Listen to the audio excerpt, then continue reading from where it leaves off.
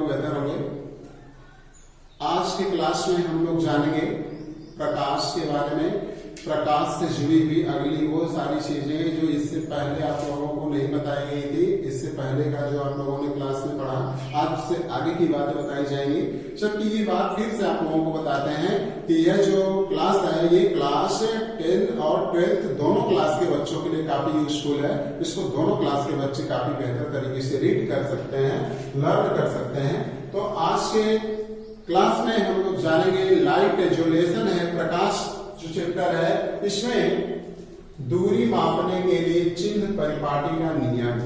यदि हम किसी दूरी को मापना चाहते हैं, सपोज दैट जैसे हम दर्पण के बारे में पढ़ रहे थे, तो चाहे अवतल दर्पण हो चाहे उत्तल दर्पण हो, हम ऐसा जानते हैं कि हमें उसमें बार बार दूरी मापना पड़ता है। मुख्य अक्ष बनाते हैं, मुख्य अक्ष से फोकस दूरी देखते हैं, वक्रता केंद्र देखते हैं, वक्रता त्रिज्या देखते हैं। ये सारी दूरियां हम उसमें मापते हैं। तो इन सारी दूरियों को मापने के लिए हम कहाँ से इसको मापना शुरू करें, इसका एक निश्चित नियम होता है। यदि हम इस बात पर ध्यान देंगे तो हमें उसके बारे में जानने में काफी सरलता हो जाएगी। हम सरलता से उसकी फोकस दूरी निकाल सकते हैं और उसकी फोकस दूरी के साथ साथ उसकी प्रकृति बता सकते हैं और ये जान सकते हैं कि वो पॉजिटिव होगा या निगेटिव होगा। ये सारी चीजें हमें जानने में बड़ी मदद करती है चिन्ह परिपाटी का नियम। तो आइए देखते हैं कि चिन्ह परिपाटी का नियम क्या होता है और इसको कैसे ज्ञात करते हैं।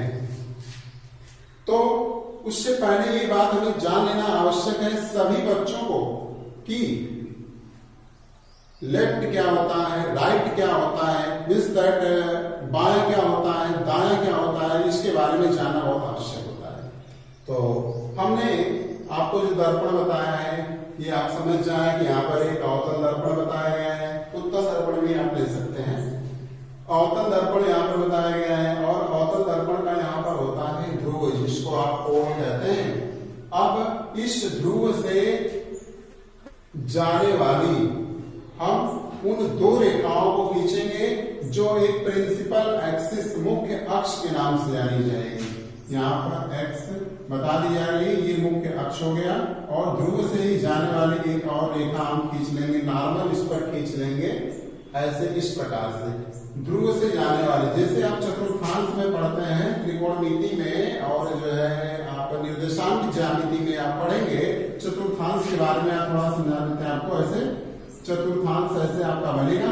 इसी चतुर्थांश पर जो इसका ओरिजिन होता है, इस ओरिजिन के ऊपर ही हमने एक ऐसा दर्पण बना दिया, ऐसा। अब आप शायद बात को समझ सकते हैं। तो ये सारी कंडीशन यहाँ पर ली गई है। अब यहाँ पर इसका ओरिजिन होता है, ये जो दर्पण होता है इसका ध्रुव इसी ओरिजिन पर ऑप्टिक्स पर जो है कि प्रकाशिक केंद्र जिसे आप कहें या मूल बिंदु कहें, यहाँ पर जो है कि पाया जाता है, ऐसा इसको दर्शाते हैं। अब इसमें आगे जानते हैं, यहाँ पर हमारा होगा ध्रुव। अब याद रखें पहला नियम, चिन्ह परिपाटी का पहला नियम ये है कि प्रत्येक दूरी सदैव गोलीय दर्पण के ध्रुव से मापी जाती है। तो यहाँ पर ध्रुव है, चाहे जो भी दूरी हमें मापना रहे, चाहे हम फोकस दूरी मापना चाहते हैं, चाहे वस्तु की दूरी मापना चाहते हैं, चाहे प्रतिबिंब की दूरी मापना चाहते हैं, चाहे प्रतिबिंब की ऊंचाई मापना चाहते हैं, चाहे प्रतिबिंब की नीचे से जाने वाली गहराई को मापना चाहते हैं, कुछ भी गणना करना चाहते हैं यदि वो डिस्टेंस से संबंधित है, तो ऐसे कंडीशन में हम वो सारी दूरियां हम इसी पोल से मींस दैट ध्रुव से ही मापना शुरू करते हैं। और इसके बाद की बात बताई जाती है कि ध्रुव से बाईं ओर, यहाँ पर लिखा भी गया है, बाईं ओर मापी गई दूरियां ऋणात्मक चिन्ह के साथ ली जाती हैं। याद रखें हम यहाँ से अगर ये इधर की ओर माप रहे हैं तो कुछ भी मान आए, 2 आए, 3 आए, 4 आए, एक्स वाई जेड जो कुछ भी आए उसको हम निगेटिव के साथ दिखाएंगे। सपोज दैट अगर 5 आ जाता है, हमने यहाँ पर कोई बिंदु रखा है, जैसे हमारा वक्रता केंद्र सी हो गया, हम यहाँ से यहाँ तक की दूरी मापना चाहते हैं, सी तक की दूरी कितनी होती है, मान लीजिए 5 सेंटीमीटर आ गया, तो इस दूरी को हम -5 सेंटीमीटर लिख करके ऐसे दिखाएंगे।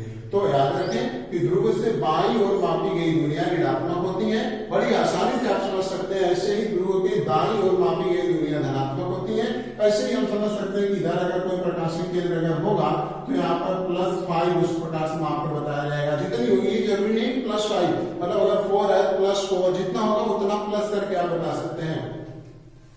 दो बातें हो गई। तीसरी बात कि ये मुख्य अक्ष है, ध्रुव से मुख्य अक्ष के ऊपर की ओर मापी गई दूरी। ध्यान देंगे, ध्रुव से ये जो ध्रुव है इसके मुख्य अक्ष से ऊपर की ओर मापी गई दूरी धनात्मक होती है और ध्रुव से मुख्य अक्ष के नीचे मापी गई दूरी ऋणात्मक होती है।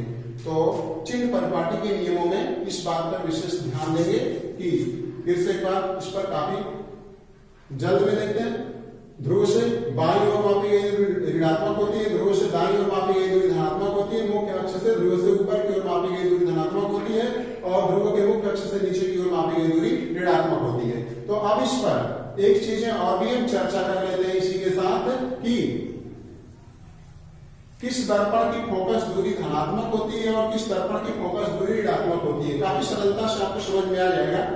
तो शायद आप ये बात अच्छी प्रकार से जानते होंगे कि हमारा अवतल दर्पण कुछ इस प्रकार से बनता है और ये अवतल दर्पण हो गया। और इस अवतल दर्पण में आपको ये पता है कि ये जो गोला बनेगा कुछ इस प्रकार से ऐसे बनेगा। गोले को ऐसे बनाया जा सकता है।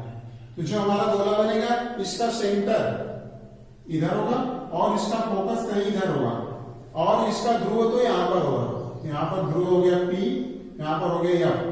हमने बताया सभी दूरियां ध्रुव से मापी जाती हैं। तो यहाँ से इधर की ओर मापेंगे मींस दैट हम बाएं चल रहे हैं। इसलिए ये हमारा दर्पण कौन सा है? अवतल दर्पण। याद रखें, इसलिए अवतल दर्पण की फोकस दूरी हमेशा ऋणात्मक होती है। एक मुख्य बिंदु की एक तरह से याद रखें इसको, अवतल दर्पण की फोकस दूरी हमेशा ऋणात्मक होती है, निगेटिव होती है। फिर इसी प्रकार से हम समझ सकते हैं दूसरे वाले को। अगर हम अवतल दर्पण की बात करें उत्तल दर्पण की, तो हमारा उत्तल दर्पण इस प्रकार से बना होता है और हमें ये पता है कि हमारा इस प्रकार से ये हो जाएगा। और अगर हम पूरा गोला बनाना चाहें तो कुछ इस प्रकार से हमारा बनेगा। गोले का सेंटर यहाँ पर आ जाएगा, यहाँ पर इसका पोल ध्रुव होगा और यहाँ पर हम इसकी फोकस दूरी को दिखा सकते हैं। तो अब देखें, हम यहाँ पर पोल है, पोल से इधर की ओर दूरी मापेंगे तो फोकस दूरी होगी, अर्थात हम कह सकते हैं दाहिनी ओर मापेंगे। तो उत्तल दर्पण की फोकस दूरी इधर दाहिनी ओर मापनी पड़ रही है, इसलिए धनात्मक होती है। ये दोनों बातें याद रखेंगे। अवतल दर्पण की फोकस दूरी ऋणात्मक और उत्तल दर्पण की फोकस दूरी धनात्मक होती है। तो चलिए अब आगे चलते हैं। ये था दर्पण की फोकस दूरी ज्ञात करना। हमने बता दिया कि दर्पण की फोकस दूरी किस प्रकार से ज्ञात करते हैं। अब जानेंगे हम अवतल दर्पण के लिए U V F में संबंध। ये अवतल दर्पण के लिए U V और F में क्या संबंध होता है। U हमारा है क्या, पहले ये जान लें कि U क्या है। दर्पण के ध्रुव से वस्तु की दूरी। दर्पण का जो ध्रुव होता है उस ध्रुव से हमने वस्तु कितनी दूरी पर रखा है, ये V। दर्पण के ध्रुव से प्रतिबिंब की दूरी। दर्पण के ध्रुव से प्रतिबिंब कितनी दूरी पर रखा गया है, ये हमारा V होता है। F दर्पण के ध्रुव से फोकस दूरी होती है। अब हम आगे जानते हैं, हम इसमें इमेज को समझने का प्रयास करते हैं। काफी बेहतर तरीके से आपको बताया जाएगा, इसमें आप ध्यान लगा करके देखें।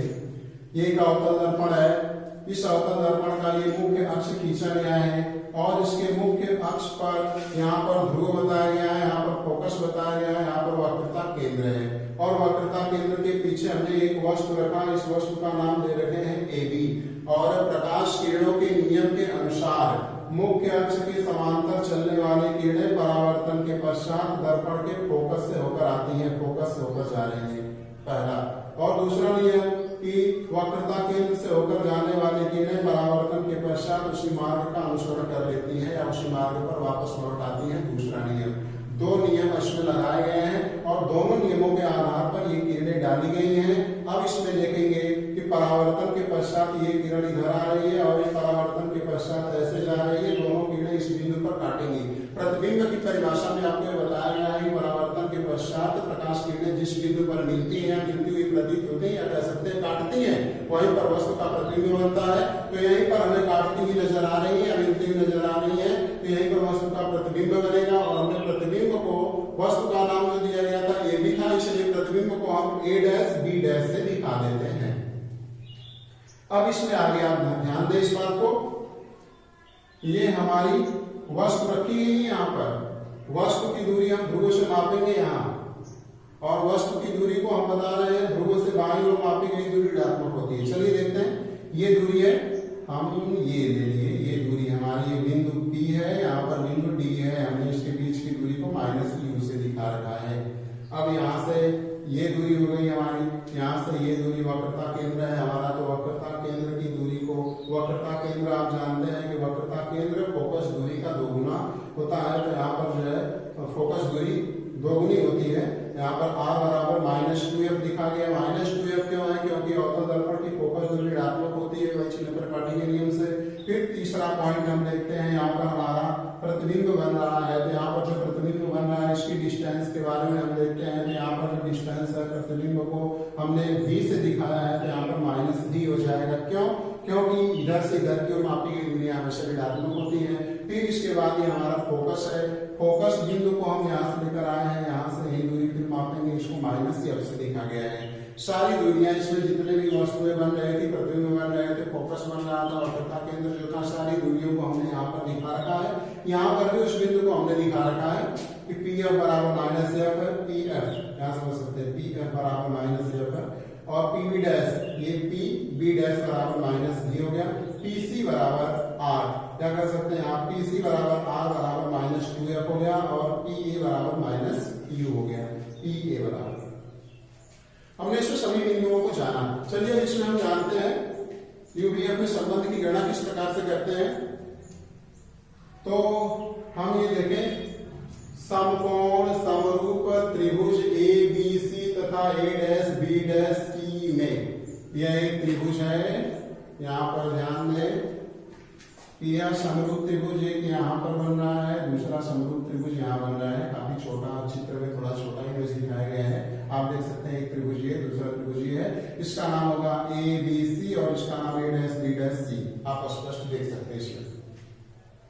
तो इसमें समरूपता का नियम क्या होता है कि पहले वाले त्रिभुज की बड़ी भुजा, दूसरे वाले की छोटी, वही सममुख भुजा, सममुख भुजाएं समानुपातिक रूप में ली जाती हैं। तो ए बी, ये वाली ए बी बटे ए डैश बी डैश, फिर इसके बाद बी सी बराबर बी सी बटे बी डैश सी, यहाँ पर आप देखेंगे बी डैश सी हो गया। तो इस प्रकार से इसको समीकरण नंबर 1 मान लेते हैं। फिर इसके बाद इसी प्रकार त्रिभुज यम एन एफ और ए डैश बी डैश एफ में, यम एन एफ देखते हैं, हमने यहाँ से नॉर्मल दे रखा है डॉटेड करके, इसको यम एन नाम लिया है, एफ हो गया, यम एन एफ हो गया, फिर ए डैश बी डैश एफ हो गया। ये दो त्रिभुज यहाँ पर बन रहे हैं, समरूपता के आधार पर भी हम इसको देखेंगे, ये दोनों त्रिभुज है। सेम नियम वही यहाँ पर भी लागू करेंगे, यम एन बटे B dash F, M N बटे ए डैश बी डैश, हमारा यम एन बटे ए डैश बी डैश हो जाएगा। फिर इसके बाद एन एफ बटे, ये देखिए यानी ये वाली भुजा बटे ये भुजा बी डैश एफ, इसकी भुजा बटे इसकी भुजा, फिर इसकी भुजा बटे इसकी भुजा, ये ऐसा करके हम इस पर लगाएंगे। ये हमारा होगा समीकरण नंबर 2। अब इसमें देखेंगे यम एन और ए बी बराबर है, हम यहाँ पर देख सकते हैं कि ये यम एन और ए बी दोनों बराबर है, और यम पी के बहुत करीब दिखाई दे रहा है, यम और पी बहुत ही करीब करीब है। तो जब बहुत करीब है तो यम को पी के अत्यंत निकट मानने पर यन बराबर पी, यन के जगह हम पी लिखेंगे। अतः प्राप्त समीकरण क्या होगा, यम एन की जगह ए बी लिख दिया गया तो ए बी बटे ए डैश बी डैश हो जाएगा, और एन की जगह पी लिख देंगे, पी एफ बटे बी डैश एफ हो जाएगा। इस प्रकार से हमें इतना रिजल्ट प्राप्त होता है। समीकरण नंबर 3 हो गया हमारा।